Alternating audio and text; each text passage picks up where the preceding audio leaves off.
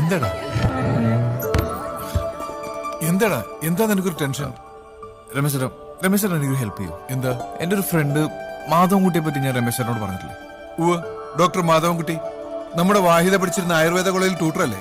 ആ, ഡോക്ടർ തിരുവനന്തപുരത്ത് നിന്ന് ട്രെയിനിൽ പുറപ്പെട്ടിട്ടുണ്ട്. രാത്രി ഒരു 2 മണിയാകുമ്പോൾ ഇവിടെ എത്തും. അയാളെ കൂട്ടിക്കൊണ്ടുവരണം, അത്രയല്ലേ ഉള്ളൂ. അത് ഞാൻ ഏറ്റു. അതല്ല, രമേശേട്ടൻ വാഹിദയുമായിട്ടൊന്ന് സ്റ്റേഷനിലെത്താവോ? കല്യാണ പെണ്ണിയും കൊണ്ടോ? അതെ, അവര് തമ്മിൽ ഇഷ്ടത്തില്ല. ഏയ്, എന്നെ കൊണ്ടൊന്നും ഇതിന് കൂട്ടിക്കാൻ പറ്റില്ല. എടാ, എങ്ങാനത് പുറത്തറിഞ്ഞ നമ്മളൊന്നും തല കാണില്ല. ആ കാസിമായ ഒരു ടെറ. രമേശേട്ടൻ നിങ്ങൾ ബേജാറാവില്ലേ? നാളെ നേരം വെളുക്കും വരെ ആരും ഒന്നും അറിയില്ല. ഞാൻ ഇവിടുന്ന് മാറിയ എല്ലാവരും എന്നെ തിരക്കും. മറിച്ച് ഞാനിവിടെ ഉണ്ടെങ്കിൽ എല്ലാവരുടെയും ശ്രദ്ധ എനിക്ക് മാറ്റാൻ പറ്റും. അത് പിന്നെ അൻവറെ, രമേശേട്ടൻ അവളെ ഒന്ന് സ്റ്റേഷനിൽ എത്തിച്ചെന്നാൽ മാത്രം മതി.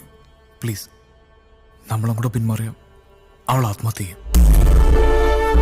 മൈലാഞ്ചി ചടങ്ങുകൾ ഒരു 12 മണിയോട് കഴിയും. കൃത്യം 1 മണിയാകുമ്പോൾ വാഹിദ പിന്നാമ്പുറത്തെത്തും. നമുക്ക് രണ്ടുപേർക്കും ഒരു കാറുമായിട്ട് അവിടെ വെയിറ്റ് ചെയ്യാം. ഓക്കെ? കാണുന്നില്ലല്ലോ.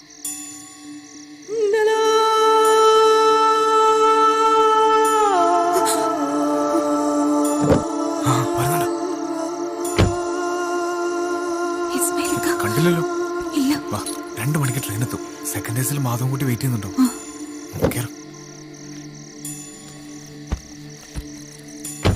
സ്റ്റേഷനിൽ വിട്ടാ പോരെ? മതി മതി, വിട്ടോ. വാഹിദ, സെറ്റിലായിട്ടൊന്ന് വിളിക്കണേ. വിട്ടോ വിട്ടോ.